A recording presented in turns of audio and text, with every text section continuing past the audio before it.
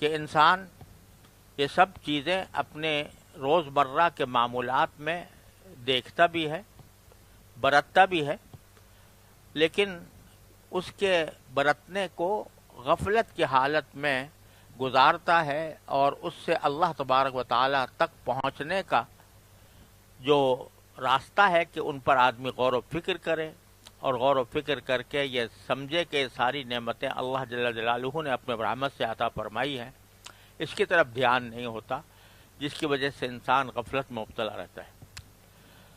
تو وہ ساری نشانیاں بیان کرنے کے بعد اللہ تبارک و تعالیٰ اب خود انسان کے اپنی زندگی سے متعلق کچھ حقائق بیان فرما رہے ہیں کہ ان پر بھی انسان کو غور کرنا چاہیے، اور اس سے اللہ تبارک و تعالیٰ کے ساتھ تعلق پیدا کرنے کا راستہ بنانا چاہیے۔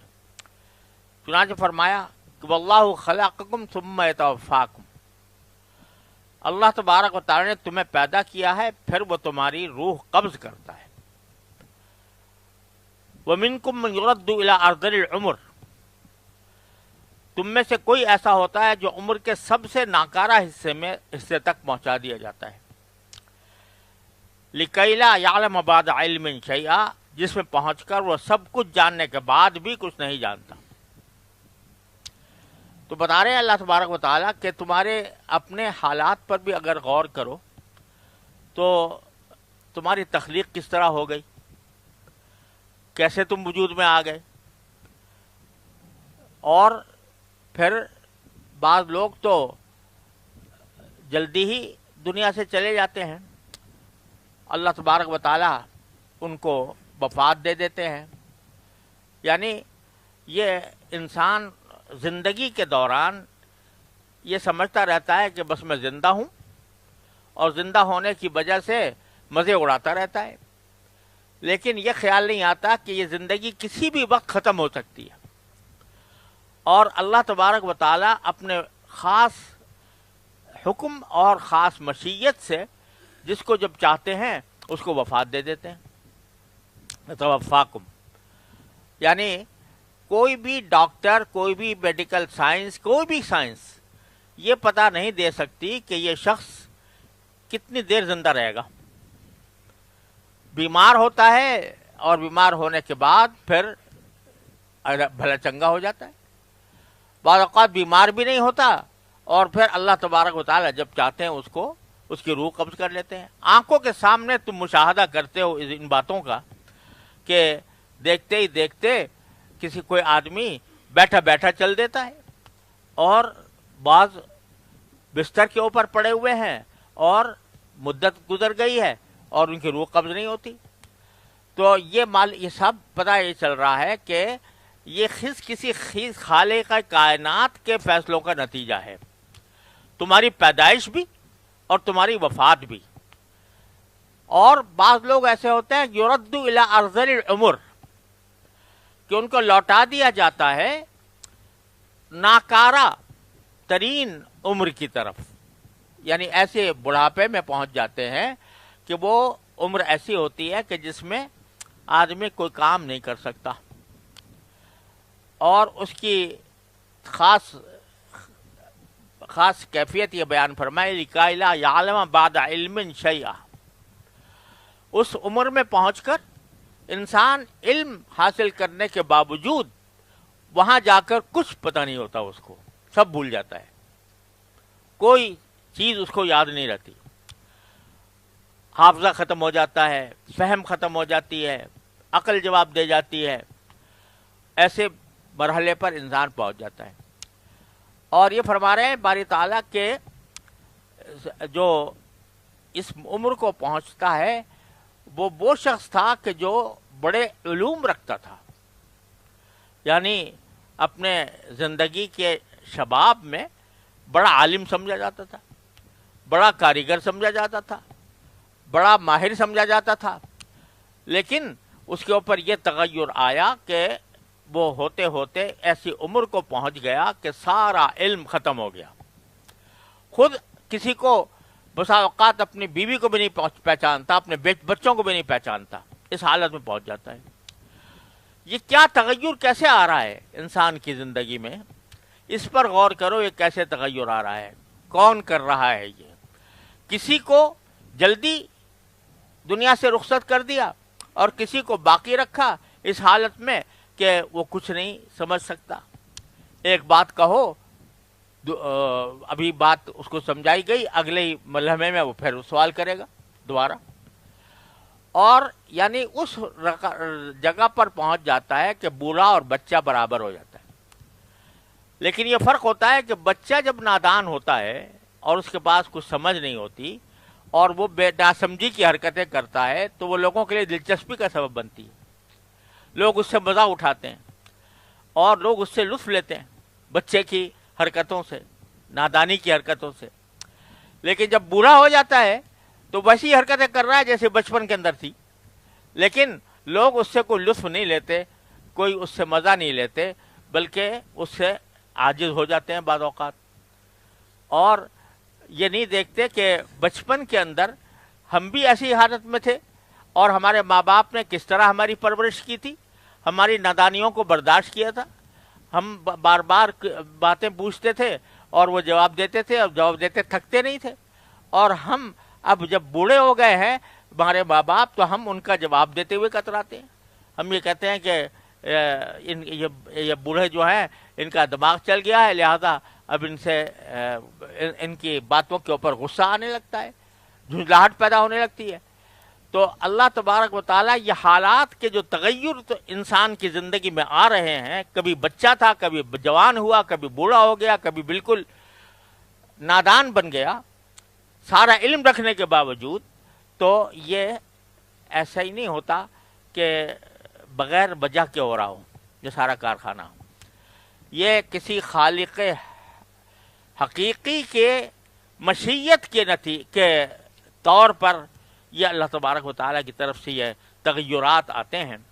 اور یہ تغیرات ایسا نہیں ہے کہ ان کے پیچھے کوئی حکمت نہ ہو، یقیناً اس کے پیچھے کچھ حکمت ہوتی ہے. اور تمہاری سمجھ میں آئے یا نہ آئے، ان اللہ علیم قدیر، بے شک اللہ تعالیٰ علم بھی رکھنے والا ہے، کہ یہ علم رکھتا ہے کہ کس کے ساتھ کیا، کس وقت کیا معاملہ کرنا چاہیے. اس کو جلدی بلانا چاہیے یا اس کو مہلت دینی چاہیے، اور مہلت دینی چاہیے تو علم کے ساتھ دینی چاہیے یا نادانی کے ساتھ دینی چاہیے. یہ علم سارا اللہ تبارک و تعالیٰ کو ہے، اور وہ قدیر ہے، قدرت رکھتا ہے، ہر چیز کی قدرت رکھتا ہے. وہ کسی انسان کو سمجھ دے دے اور کسی انسان سے سمجھ واپس لے لے، یہ سب اس کی قدرت میں ہے. لہذا یہ سارا کارخانہ اس کی علم اور قدرت کے تحت چل رہا ہے. یہ سب آنکھوں سے تم دیکھتے ہو روز، لیکن اس سے اللہ تبارک و تعالیٰ کی علم اور اس کی قدرت پر، اس کی حکمتوں کے اوپر تمہارا دھیان نہیں جاتا. نتیجہ یہ کہ غفلت کی زندگی گزار رہے ہو، اور غفلت کی زندگی کے نتیجے میں مشرکین مکہ جو ہیں انہوں نے دوسرے معبود بنا رکھے ہیں. پھر آگے اللہ تبارک و تعالیٰ یہ جو بتایا تھا یہ تو تخلیق سے متعلق تھا. آگے اللہ تبارک و تعالیٰ انسان کو جو کچھ دنیا کے اندر دولتیں ملتی ہیں، چاہے وہ دولت مال کی ہو یا صحت کی ہو یا علم کی ہو، اس میں باری تعالیٰ نے کچھ لوگ ایسے ہیں کہ جن کو دوسروں پر فضیلت دی ہے، برتری دی ہے. واللہ فضل بعضکم علی بعض فی الرزق، اور اللہ نے تم میں سے کچھ لوگوں کو رزق کے معاملے میں دوسروں پر برتری دے رکھی ہے. کسی کے پاس مال زیادہ ہے، کسی کے پاس کم ہے، کسی کے پاس رزق زیادہ ہے، کسی کے پاس کم ہے. اب جس کے پاس زیادہ ہے، فَمَا الَّذِينَ فُضِّلُوا بِرَادِّ رِزْقِهِمْ عَلَىٰ مَا مَلَكَتْ أَيْمَانُهُمْ فَهُمْ فِيهِ سَوَاءٌ، تو جن کے پاس زیادہ مال ہے، زیادہ دولت مند ہیں، وہ اپنا رزق یا اپنی دولت اپنے غلاموں کو دے کر اس طرح کبھی گوارا نہیں کرتے کہ وہ دولت غلاموں کو دے کر ان کو اپنے برابر کر لیں. اپنے غلاموں کو یا خدمت گزاروں کو اس طرح دولت تقسیم کرتے ہیں اپنی کہ وہ سب برابر ہو جائیں. یہ کوئی انسان گوارا نہیں کرتا کہ اپنے خادموں کو اپنے برابر دولت مند بنا دے، اپنی دولت اس کو دے دے، اور کم از کم آدھی دولت دے دے، اور آدھی دولت دے کر اس کو اپنے برابر کر لے. کوئی یہ گوارا نہیں کرتا. اور عجیب بات ہے کہ ایک آدمی مخلوق وہ کسی مخلوق پر جو فضیلت رکھتی ہے، برتری رکھتی ہے، تو اس مخلوق کو اپنے ساتھ برابر کرنے کی روادار نہیں. مخلوق کو اپنے برابر کرنے کی روادار نہیں. لیکن جو خالق ہے اس کے بارے میں یہ کہتے ہیں کہ خالق جو ہے وہ اپنی سلطنت اس نے تقسیم کر رکھی ہے، خدائی تقسیم کر رکھی ہے. اور کن کو تقسیم کر رکھی ہے؟ ان کو جو اس کے غلام ہیں ان کو تقسیم کر رکھی ہے. یہ بت ہے، یہ لات ہے، یہ عزا ہے، یہ حبل ہے، یہ منات ہے، اور یہ وہ سارے بت ہیں کہ جن کو اللہ نے خدائی تقسیم کر کے رکھی ہوئی ہے. تو اپنی مخلوق کو برابر کرنے کی روادار نہیں ہوتی. لیکن خدائی کے اندر یہ کہتے ہیں کہ خدا اس بات کا روادار ہے کہ وہ اپنی خدائی جو ہے وہ اپنے بتوں کو دے دے یا اپنے کچھ دیوتاؤں کو دے دے جن کے نام انہوں نے رکھے ہوئے ہیں. ایک تو بات یہ ہے اس آیت کے اندر جو اصل مقصود ہے. دوسری بات یہ ہے کہ اس میں یہ فرمایا گیا کہ اللہ تعالیٰ نے خود یہ تقسیم کیا ہے کہ کسی کو دولت زیادہ دی، کسی کو کم دے دی. دوسری سورہ زخرف میں فرمایا نحن قسمنا بینہم معیشتہم فی الحیات الدنیا، ہم نے تقسیم کی ہے معیشت کے سامان دنیا کے اندر کہ کسی کو زیادہ دے دیا، کسی کو کم دے دیا. اور یہ زیادتی اور کمی جو ہے ہماری اپنی حکمت کے تحت ہوتی ہے. جب حکمت کے تحت ہے تو کسی کو اپنی دولت پر مغرور نہیں ہونا چاہیے. کسی کو اپنے سے اپنے دولت کے اوپر مغرور ہو جائے اور اس کے اوپر یہ سمجھنے لگے کہ یہ میرا حق تھا. حق کچھ نہیں تھا. اللہ تبارک و تعالیٰ نے اپنے فضل و کرم سے تمہیں زیادہ دے دیا، اپنی حکمت کے تحت زیادہ دے دیا. اس پر اتراؤ نہیں، اس پر تکبر نہ کرو، اس پر غرور نہ کرو، بلکہ اللہ تعالیٰ کا شکر ادا کرو. اور اگر تمہیں یہ محسوس ہوتا ہے کہ بھئی کچھ لوگ ایسے ہیں کہ جو دولت سے محروم ہیں، تو ان کی محرومی بھی اللہ تعالیٰ نے اپنی حکمت کے تحت رکھی ہے. رزق تو اللہ سب کو دیتا ہے. وَمِن دَابَّةٍ فِي الْأَرْضِ إِلَّا عَلَى اللَّهِ رِزْقُهَا، اللہ تعالیٰ نے ہر ایک کے رزق اپنے ذمے لے رکھا ہے، لیکن برابر نہیں کیا. کسی کو زیادہ دیا، کسی کو کم دیا، اپنی حکمت کے مطابق دیا. لہذا اللہ تعالیٰ کی حکمت پر کوئی اعتراض کرنے کا کوئی موقع نہیں ہے. اور یہ بھی بتا دیا کہ دنیا کا نظام اسی طرح چلتا ہے کہ کسی کو کے پاس دولت زیادہ ہے، کسی کے پاس کم ہے، ایک دوسرے سے کام لیتے ہیں. لِيَتَّخِذَ بَعْضُهُمْ بَعْضًا سُخْرِيًّا، کہ یہ اس لیے ہے کہ اگر سب دولت میں برابر ہو جاتے تو مزدور کہاں سے لاتے؟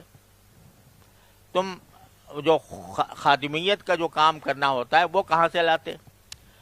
تو اللہ تعالیٰ نے فطری نظام ایسا بنایا ہے کہ معیشت میں برابر نہیں ہو سکتے. یہ جو کبھی نعرہ لگایا تھا اشتراکیت نے یا سوشلزم یا کمیونزم نے کہ تمام انسانوں کو برابر کر دیا جائے، وہ 70 سال تجربہ کر کے اور ناکام ہو کے واپس چلے گئے. کوئی یہ مساوات پوری قائم نہیں کر سکا. لیکن اللہ تبارک و تعالیٰ نے اپنی حکمت کے تحت درجے رکھے ہیں، کسی کے زیادہ کسی کے کم. اور اس درجے کے اندر البتہ اس بات کا بے شک لحاظ رکھا ہے کہ مواقع سب دنیا کے سب لوگوں کو یکساں ملے ہیں. اور اس لیے جو اجارہ داری اور ارتکاز دولت کہ چند ہاتھوں میں دولت سمٹ جائے، اس کو قرآن کریم نے اور احادیث میں اس کو منع کیا گیا، ایسے راستوں کو کہ جس کے ذریعے دولت سمٹ کر چند آدمیوں میں رہ جائے اور باقی لوگوں کو دولت حاصل کرنے کا کوئی موقع نہ ملے.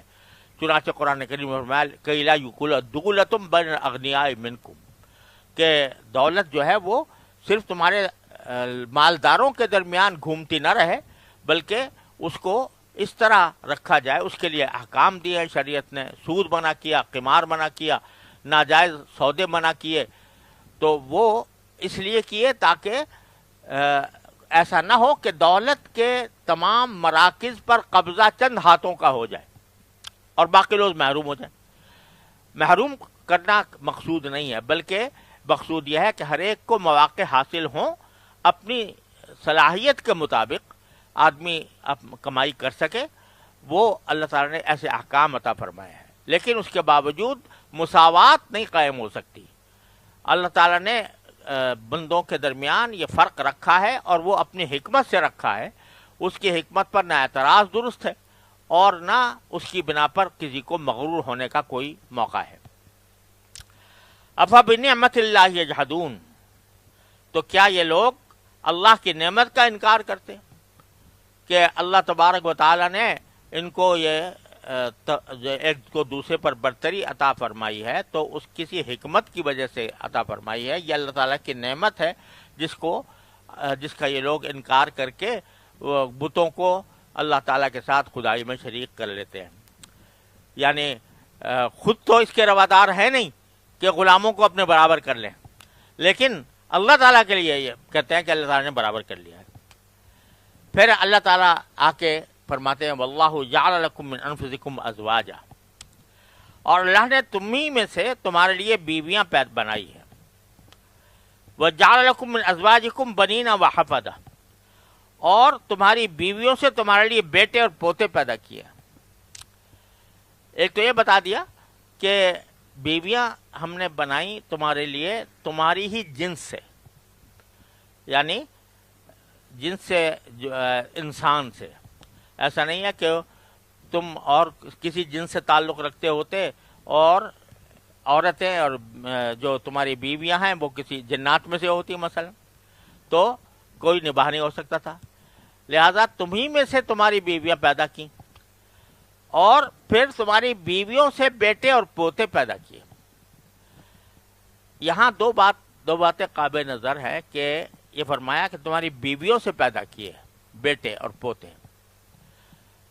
تو اس پر ہمارے والد ماجد صلی اللہ تعالیٰ عنہ نے معرف القرآن میں فرمایا کہ اس سے معلوم ہوا کہ اولاد کے وجود میں ماں کا دخل زیادہ ہوتا ہے۔ باپ کا دخل تو صرف اتنا ہے کہ اس کا ایک قطرہ خون ہے، باقی ساری پرورش ماں کے پیٹ میں ہوتی ہے۔ لہذا جو اولاد ہوتی ہے وہ در حقیقت ماں کی مشقت سے ہوتی ہے، ماں کی محنت سے ہوتی ہے، ماں کے مشقت برداشت کرنے سے ہوتی ہے۔ لہذا اولاد جو ہے وہ فرمایا من ازواجکم بنین، تمہاری اور بیویوں سے ہم نے بچے پیدا کیے۔ تو معلوم ہوا کہ ماں کا دخل اولاد پیدا کرنے میں زیادہ ہے بنسبت باپ کے۔ اسی لیے رسول کریم سرور عالم صلی اللہ علیہ وسلم نے فرمایا کہ تم اپنے کس کے ساتھ، پوچھا گیا کہ کس کے ساتھ اس نے سلوک کروں، تو آپ نے فرمایا ماں کے ساتھ۔ پھر پوچھا کہ پھر کس کے ساتھ، کہا ماں کے ساتھ۔ پھر پوچھا کس کے ساتھ، کہا ماں کے ساتھ۔ چوتھی مرتبہ پوچھا تو کس کے ساتھ، اور کس کے ساتھ، کہا باپ کے ساتھ۔ جس کے معنی یہ کہ ماں کے ساتھ حسن سلوک 3 درجہ زیادہ ہے باپ کے ساتھ حسن سلوک کے مقابلے میں۔ تو قرآن کریم میں کئی جگہ اس بات کا تذکرہ فرمایا کہ ماں نے جس طریقے سے پرورش کی ہے بچے کی، اس میں جو مشقتیں اس نے اٹھائی ہیں اس کا حق کہیں زیادہ ہے، باپ سے بھی زیادہ ہے۔ باپ کے مقابلے میں 3 گنا زیادہ بیان فرمایا ماں کا حق۔ تو اس لیے خاص طور پر ذکر یہاں پر بیویوں کا ہے کہ بیویوں سے بچے پیدا کیے۔ وحفدہ، اور پوتے، تو مطلب یہ کہ بیویوں کو ذریعہ بنایا نسل انسانی کی بقا کا، کہ اس سے بیٹے پیدا ہوتے ہیں، بیٹے سے پوتے پیدا ہوتے ہیں، پوتے سے بڑھ پوتے ہوتے ہیں، اور اس طرح نسل انسانی قائم رہتی ہے۔ اور حفدہ کا جو لفظ ہے، پوتے کو جو حفید کہتے ہیں عربی زبان میں، اس کی جمع ہے حفدہ۔ حفید کے لفظی معنی لغت کے اندر ہوتے ہیں مددگار کے۔ حفید کہتے ہیں مددگار کو اصل میں۔ حفدہ یحفظو حفظن کے معنی ہوتے ہیں کسی چیز کی طرف دوڑ کر جانا، لفظی معنی ہوتے ہیں۔ ہم دعائے قنوت میں پڑھتے ہیں وَإِلَيْكَ نَسْعَىٰ وَنَحْفِظْ، وَإِلَيْكَ نَسْعَىٰ وَنَحْفِظْ، آپ کی طرف ہم دوڑتے ہیں اور ہم آپ کی مدد مانگتے ہیں۔ تو اس کے اصل معنی مددگار کے ہوتے ہیں، کیونکہ دوڑ کا جو آدمی کام کرے گا جلدی سے وہ انسان کی مدد کرنے کی صلاحیت رکھے گا، تو حفید کے اصل معنی مددگار کے ہوتے ہیں۔ اور پوتے کو حفید قرار دینے سے اشارہ اس طرف ہے کہ یہ اولاد جو ہے یہ در حقیقت مددگار ہونی چاہیے اپنے باپ کی اور اپنے دادا کی، بنین و حفدہ۔ تو اس میں اشارہ فرما دیا گیا کہ اولاد چاہے وہ بیٹے ہوں اور چاہے پوتے ہوں، جب پوتے کے ساتھ کہا گیا مددگار تو بیٹا تو بدرجہ اولا مددگار ہونا چاہیے، لہذا اس کے اشارہ کر دیا گیا کہ یہ اولاد جو ہے یہ تمہاری مدد کے لیے اللہ تعالی نے پیدا کی ہے، لہذا اولاد کا یہ فرض ہے کہ وہ اپنے باپ دادا کی مدد کرے۔ وَرَزَقَكُم مِّنَ الطَّيِّبَاتِ، اور پھر اللہ تعالیٰ نے اولاد بھی دی، بیویاں بھی دیں، پوتے بھی دیے، اور بہت سی اچھی چیزوں میں سے تمہیں رزق فراہم کیا۔ یہ اگر سبزی ہے تو سبزی کہاں سے آ گئی، گوشت ہے تو گوشت کہاں سے آ گیا، اور کوئی میٹھا ہے تو میٹھا کہاں سے آ گیا، کوئی پھل ہے تو پھل کہاں سے آ گیا۔ أَفَبِالْبَاطِلِ يُؤْمِنُونَ وَبِنِعْمَةِ اللَّهِ هُمْ يَكْفُرُونَ، تو پھر بھی یہ لوگ بے بنیاد باتوں پر ایمان لاتے ہیں اور اللہ کی نعمتوں کی ناشکری کرتے ہیں۔ سارا کچھ رزق تو اللہ تعالیٰ دے رہا ہے، اور کہتے ہیں کہ ہمیں رزق دے دیا، ہم فلاں بت نے دے دیا، فلاں دیوتا نے دے دیا۔ وَيَعْبُدُونَ مِن دُونِ اللَّهِ مَا لَا يَمْلِكُ لَهُمْ رِزْقًا مِنَ السَّمَاوَاتِ وَالْأَرْضِ شَيْئًا، اور اللہ کو چھوڑ کر یہ ان چیزوں کی عبادت کرتے ہیں جو ان کو آسمانوں اور زمین میں سے کسی طرح کا رزق دینے کا نہ کوئی اختیار رکھتی ہیں نہ رکھ سکتی ہیں۔ آسمانوں سے رزق جو ملتا ہے وہ بارش کے ذریعے ملتا ہے، اور زمین سے جو رزق ملتا ہے وہ نباتات کے ذریعے، زمین سے اگنے والی چیزوں کے ذریعے یا معدنیات کے ذریعے ملتا ہے۔ وہ سارا اللہ تبارک و تعالیٰ ہی عطا فرماتے ہیں۔ یہ جو جن کو انہوں نے بت اپنا دیوتا بنا رکھا ہے، ان کو کوئی اختیار نہیں ہے وہ دینے کا، نہ صرف یہ کہ ان کو اختیار نہیں ہے بلکہ لا یستطیعون، یعنی اختیار حاصل کرنے کی استطاعت بھی نہیں ہے۔ بعض اختیار ایسے ہوتے ہیں کہ انسان کو اس وقت تو حاصل نہیں ہے، لیکن آئندہ کوشش کر کے اختیار حاصل ہو سکتا ہے، کسی محنت کر کے، کوشش کر کے، سفارش کر کے وہ اختیار انسان حاصل کر سکتا ہے۔ لیکن یہ نہ صرف یہ کہ اختیار خود نہیں رکھتے، آئندہ بھی رکھ نہیں سکتے، کیونکہ یہ معاملہ ہے ربوبیت کا، اللہ تبارک و تعالیٰ کی ربوبیت کا، تو ربوبیت میں کا اختیار یہ آئندہ بھی کبھی حاصل نہیں ہو سکتا۔ لا یستطیعون، اس کی ان کے اندر استطاعت ہی نہیں ہے۔ فلا تضربوا للہ الامثال، لہذا تم اللہ کے لیے مثالیں نہ گھڑو۔ مثالیں عام طور سے یہ گھڑی جاتی تھیں کہ جس طرح دنیا کے اندر بادشاہ جو ہوتا ہے وہ خود کوئی سارے کام نہیں کرتا، بلکہ اس کے مددگار ہوتے ہیں، اس کے نائب ہوتے ہیں، اس کے کارندے ہوتے ہیں، وہ خدمات انجام دیتے ہیں۔ اسی طرح اللہ تبارک و تعالیٰ اگرچہ سارے کائنات کا خالق ہے، لیکن کائنات کے جو کام ہیں وہ اس نے مختلف اپنے کارندوں کو سونپ رکھے ہیں اور ان کو اختیار دے رکھا ہے۔ یہ مثال دیتے تھے۔ تو باری تعالیٰ فرماتے ہیں کہ اللہ کو اس طرح کی مثالیں دے کر اللہ کی تم یہ اپنے شرک کو جواز فراہم نہ کرو۔ لا تضربوا للہ الامثال، اللہ کے لیے کوئی مثالیں نہ دیا کرو۔ ان اللہ یعلم وانتم لا تعلمون، اللہ تعالیٰ جانتا ہے تم نہیں جانتے، لہذا تم یہ جو مثالیں دے رہے ہو ان کی کوئی حقیقت نہیں۔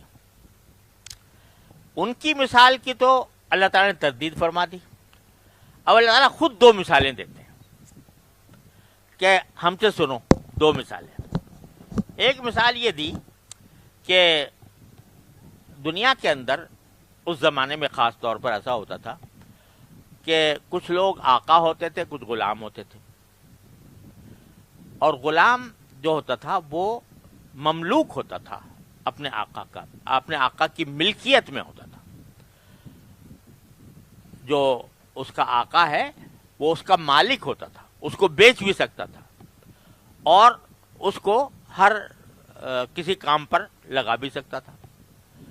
وہ جو غلام ہوتا تھا وہ اپنی مرضی کا کچھ کام نہیں کر سکتا. جو کچھ ہے جو مالک نے کہہ دیا بس وہ کرے گا, اپنی مرضی سے کچھ نہیں. ایک طرف تو غلام ہوتا تھا, اور ایک وہ ہے جو آقا ہے, وہ اس کا مالک بنا ہوا ہے, اس کو اللہ تبارک و تعالی نے دولت دے رکھی ہے, اس کو بہترین رزق عطا فرما رکھا ہے. غلام تو محتاج ہے آقا کا, آقا محتاج نہیں ہے غلام کا. تو دونوں آپس میں برابر نہیں ہوتے.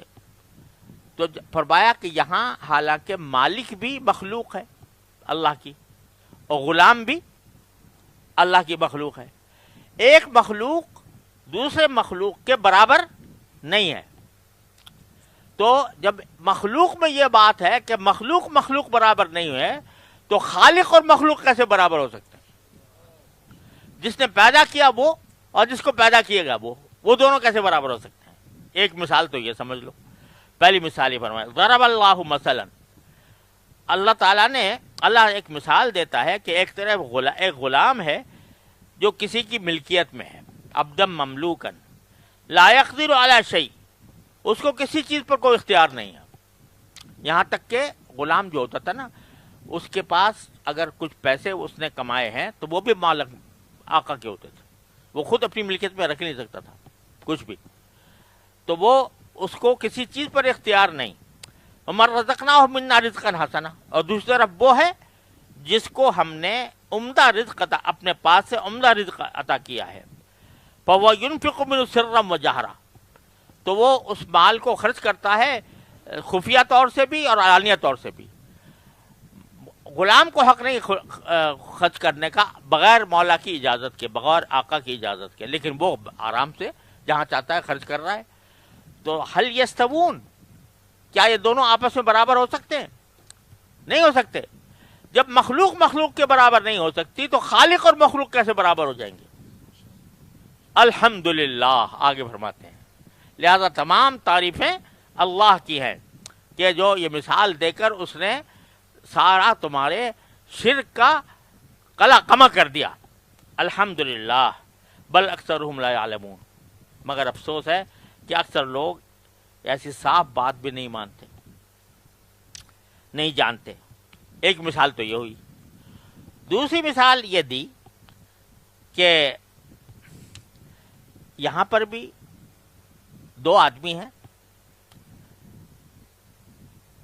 ایک غلام ہے, غلام بھی گونگا ہے اور کوئی ڈھنگ کا کام نہیں جانتا, اور اپنے آقا کے اوپر بوجھ بنا ہوا ہے.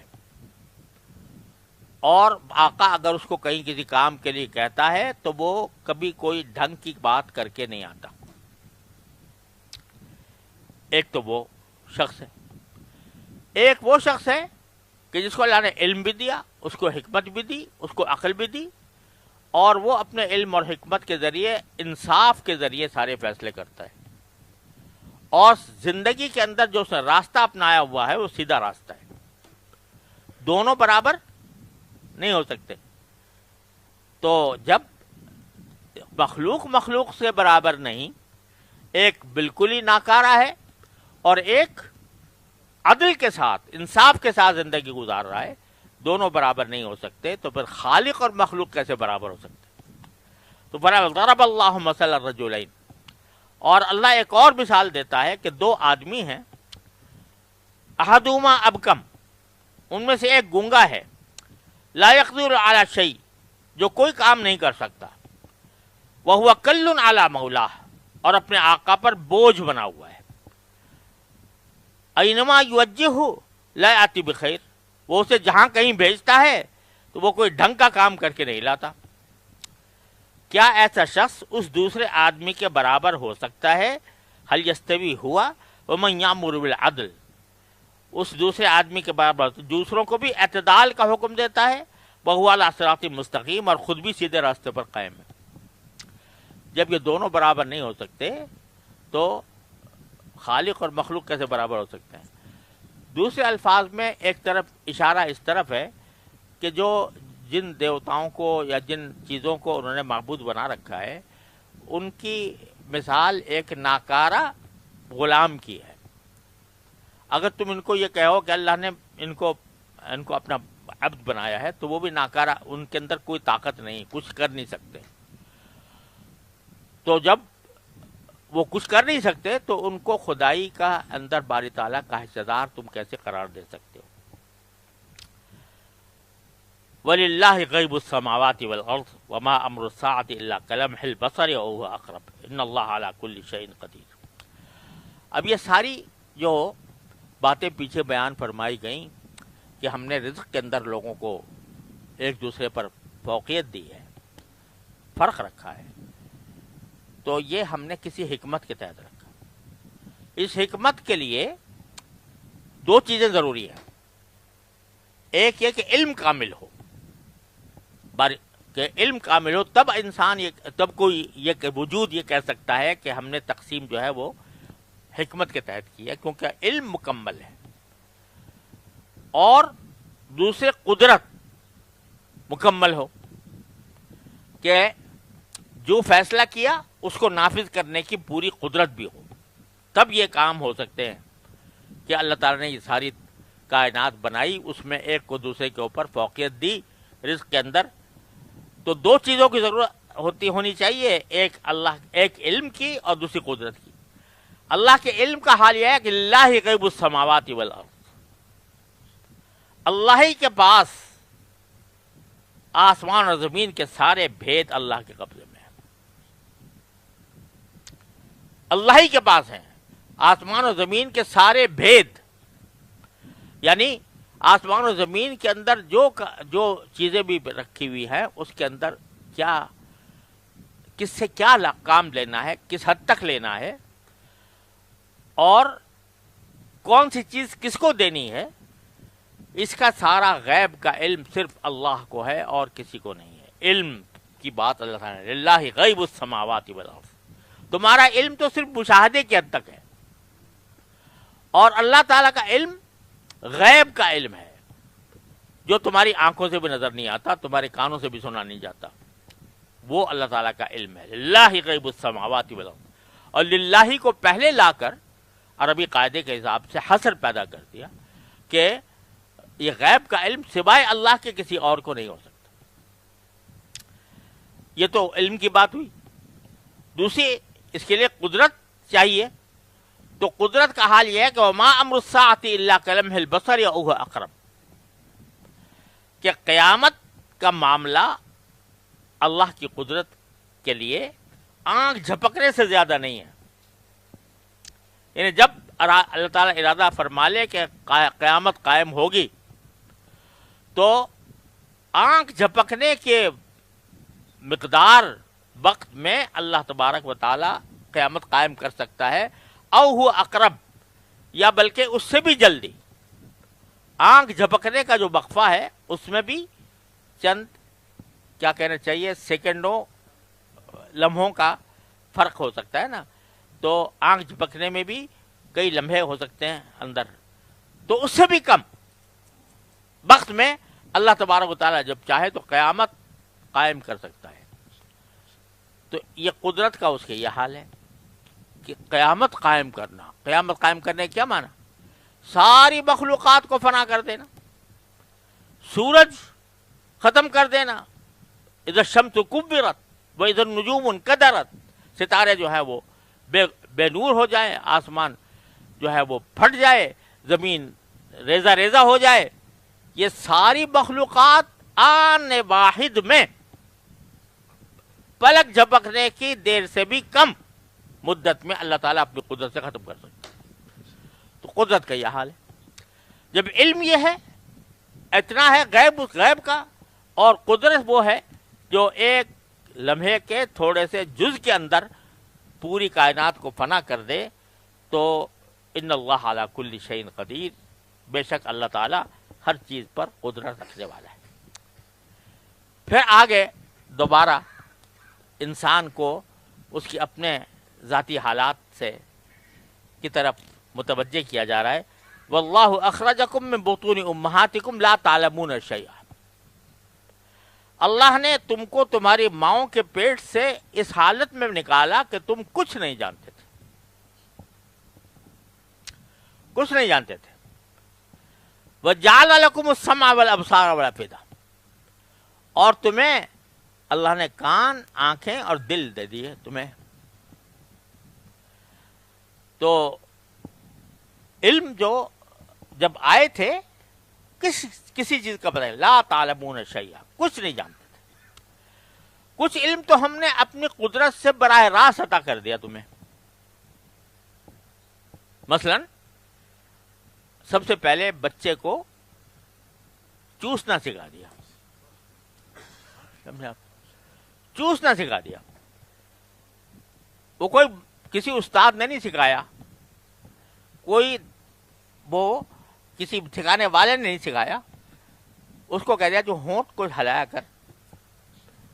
تو جب ماں اس کو دودھ پلاتی ہے تو وہ چوسنا اس کو خود بخود آیا ہوا ہوتا ہے. وہ کس کا دیا ہوا ہے؟ براہ راست، کسی واسطے کے بغیر. ایک تو یہ سکھا دیا. دوسرا اس کو ایک ہنر ایسا دے دیا، وہ ہے رونے کا. رونا سکھا دیا اس کو کہ جب کچھ اسے کوئی حاجت پیش آئے وہ روئے گا. یہ رونا کس نے سکھایا اس کو؟ رونا کہاں سے آ جاتا ہے اس کو؟ یہ رونا اللہ تعالیٰ نے سکھا دیا بغیر کسی واسطے کے. کسی نے معلم نے نہیں بتایا کہ جب تجھے کوئی حاجت ہوا کرے تو رویا کر. اسے رونا سکھا دیا بغیر کسی واسطے کے. یہ علم تو اللہ تعالیٰ نے بچے کو خود براہ راست کسی واسطے کے بغیر عطا فرما دیا. لا تعلمون شیئا، کچھ بھی نہیں جانتے تھے. اللہ نے اپنی طرف سے یہ فضل فرمایا کہ تمہیں کچھ علم تو براہ راست اللہ تعالیٰ نے عطا فرما دیا. آتا کل شیء خلقہ ثم ہدا، اللہ تعالیٰ نے ہر چیز کی تخلیق کی اور اس تخلیق کے مناسب اس کو ہدایت دی کہ تم ایسا کیا کرو.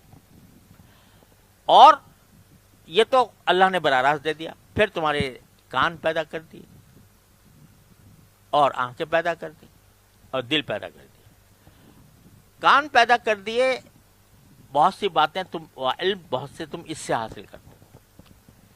بچہ جو ہے وہ باتیں سن کر، لوگوں کی باتیں سن کر وہ علم حاصل کرتا ہے.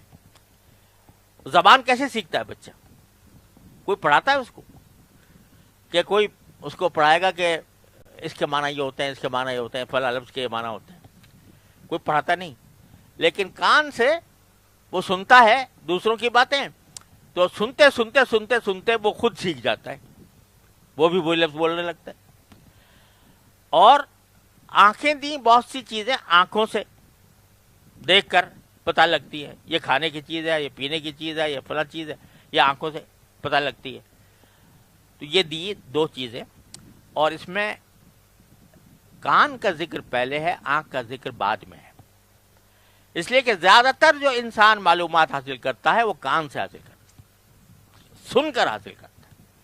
آنکھوں سے دیکھ کر جو معلومات ہوتی ہیں ان کے مقابلے میں کان سے سنی ہوئی چیزوں کی معلومات زیادہ ہوتی ہیں.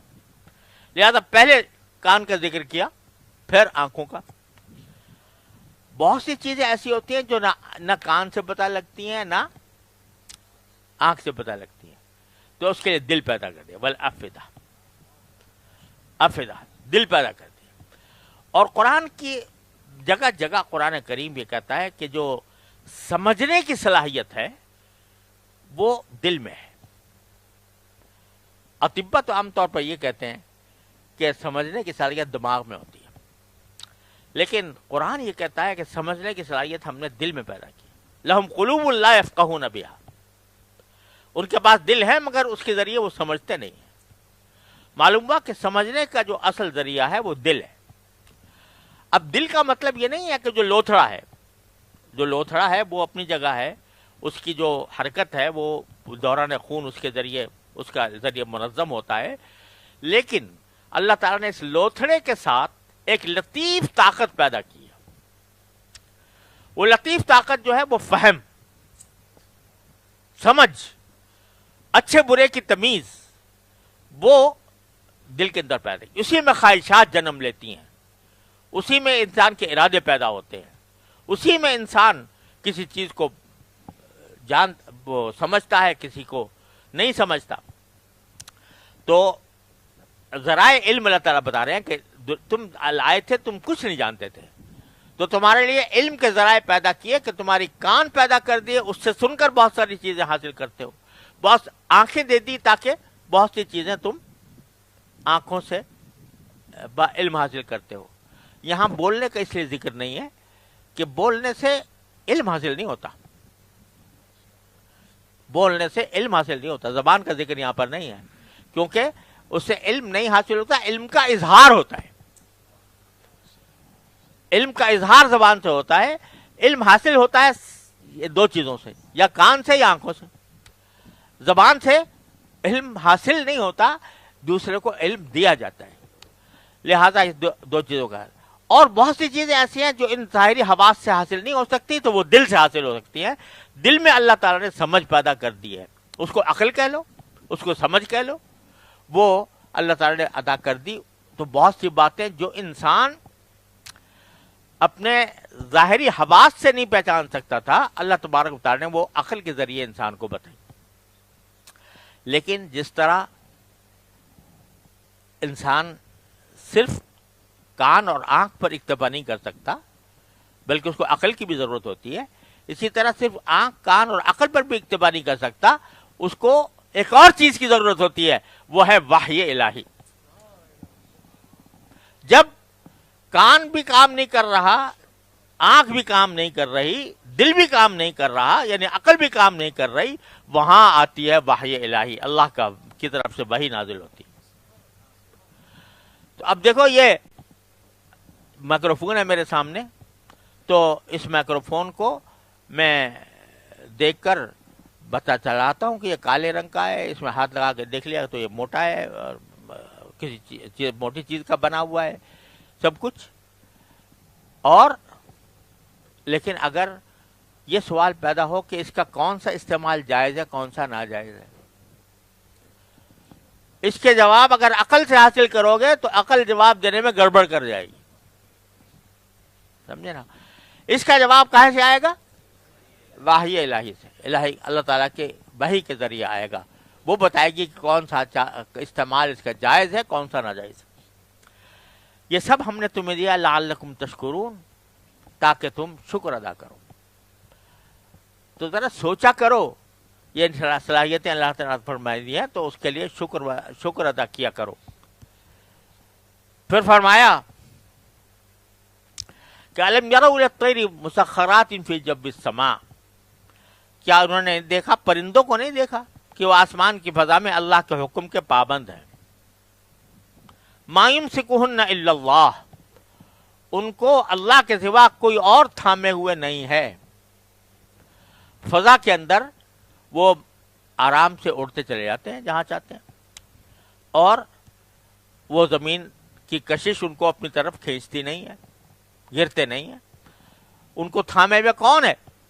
اللہ تبارک و تعالی۔ ان فی ذلک لآیات لقوم یؤمنون، بے شک اس میں ان لوگوں کے لیے بڑی نشانیاں ہیں جو ایمان رکھتے ہوں۔ واللہ جعل لکم من بیوتکم سکنا، اور اللہ نے تمہارے گھروں کو تمہارے لیے سکون کی جگہ بنایا۔ یہ بتا دیا کہ گھر کا اصل فائدہ کیا ہے، انسان کو وہاں پر سکون حاصل ہو۔ اور یہ تجربہ ہے کہ انسان کو جب اپنا گھر میں جو سکون ملتا ہے وہ کہیں بھی نہیں میسر آتا۔ اور یہی اور چیز ہے جو گھر کے اندر گھر کا اصل مقصود ہے۔ لہذا زیب و زینت اور محض سنگار پٹار یہ اصل چیز نہیں، اصل چیز یہ ہے کہ وہاں پر سکون حاصل ہو۔ وَجَعَلَ لَكُم مِّن جُلُودِ الْأَنْعَامِ بُيُوتًا، اور اس نے تمہارے لیے مویشیوں کی کھالوں سے ایسے گھر بنائے،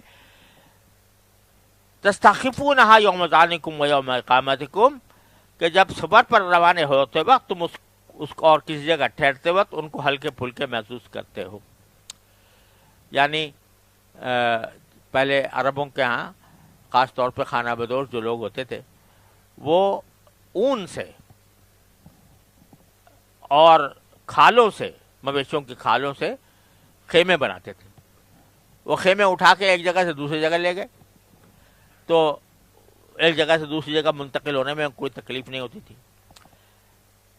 ومن اصوافها وادبارها واغبارها واشعارها اساسا ومتاعا الى حین، اور ان کے بالوں سے گھریلو سامان اور ایسی چیزیں پیدا کیں جو ایک مدت تک تمہیں فائدہ پہنچاتی ہیں. ان کے اون، ان کے روئیں اور ان کے بالوں سے گھریلو چیزیں پیدا کی. اللہ تعالیٰ نے یہ جو کھالیں بنائی ہیں جانوروں کی، ان کھالوں کو انسان کے لیے بے شمار فوائد کا ذریعہ بنا دیا، اور یہ کر دیا کہ ان کی کھالوں سے فائدہ اٹھانے کے لیے ان کو ذبح کرنے کی بھی ضرورت نہیں، اور اس جانور کا حلال ہونا بھی ضروری نہیں. حرام جانور ہے، اس کی بھی کھال استعمال میں آئے گی، اس کو دباغت کے ساتھ اس کو استعمال میں لایا جائے گا، حرام جانور کی بھی. تو اسے کو بارے تعالیٰ فرما رہے ہیں کہ اس کے گویا اون سے اور اس کے روئیں سے اور اس کے بالوں سے تمہارے گھروں کے سامان پیدا ہوتے ہیں، اور ان سے تم ایک مدت تک فائدہ اٹھاتے رہتے ہو. تو یہ چیزیں ہیں جن کو پر غور کرنے کی دعوت دیتا ہے قرآن کریم، کہ یہ سب چیزیں تمہارے آنکھوں کے سامنے آتی ہیں مگر غفلت کے ساتھ گزر جاتے ہو. یہ نہیں سوچتے کہ یہ کہاں سے آ گئیں، کس نے یہ ہمارے لیے سہولتیں فراہم فرمائیں. وہ اللہ تبارک و تعالیٰ کے اس پر حکمت اور قدرت اور اس کے علم پر استدلال نہیں کرتے، اور اس کے نتیجے میں کبھی شرک میں مبتلا ہو جاتے ہو، کبھی اللہ کو بھول کر معصیتوں میں اور نافرمانیوں میں پڑ جاتے ہو. اللہ تبارک و تعالیٰ اپنے فضل و کرم سے نافرمانی سے اور غفلت سے محفوظ رکھے. وصلی اللہ تعالیٰ علی خیر خلقہ.